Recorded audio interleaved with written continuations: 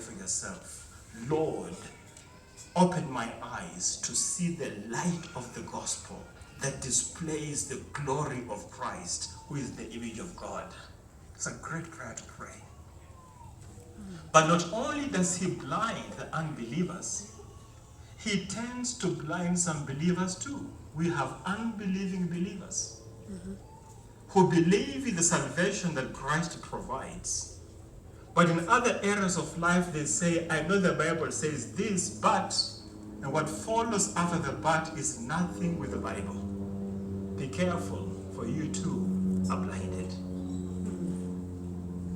The successful Christian minister is a parent, is aware we're at war, is aware we've got an enemy who has a strategy.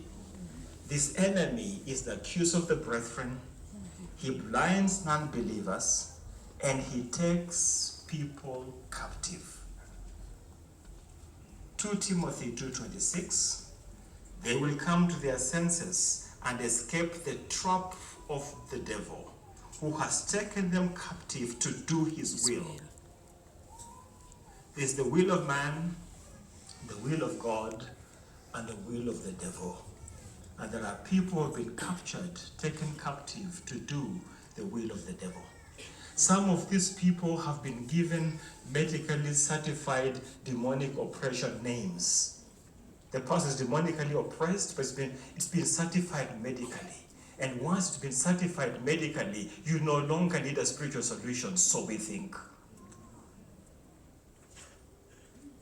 Among the epileptics, there is one called idiopathic epilepsy, whose cause they don't know.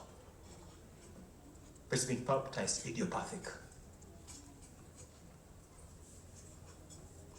The successful Christian parent is aware of that.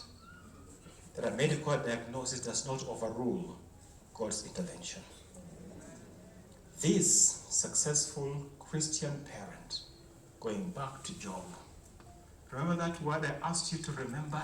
Yes. The word, the thing that Job was, that the enemy wanted Job to do? To curse God and die. What was the word?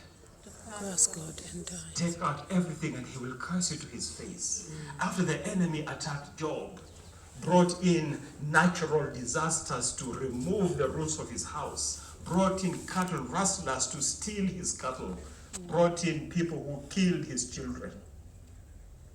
After Job suffered what looked like natural disaster, but we know the enemy was behind it. And Job is holding on. He begins to attack his health, and Job is holding on. His wife turns to him. Job 2 verse 9. Are you still trying to maintain your integrity? And the enemy, the wife uses the word the enemy has been wanting Job to use. Curse God and die. The successful Christian parent is aware that in the enemy's strategy, and this should be 2 points really, he can use a close family member, and the second point to that, he can use the speech of a person.